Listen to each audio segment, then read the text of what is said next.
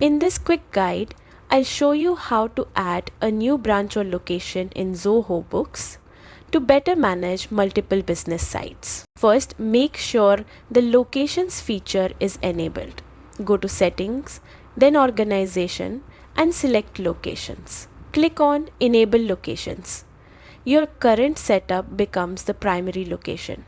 While you cannot disable locations entirely later, you can deactivate or delete individual ones. Next, click on Add Location. Fill in the details by selecting the location type, either business or warehouse, and give it a name that clearly identifies it. If applicable, choose a parent location for hierarchy. Assign a primary contact for operations and select or create the transaction number series for this location to keep records organized.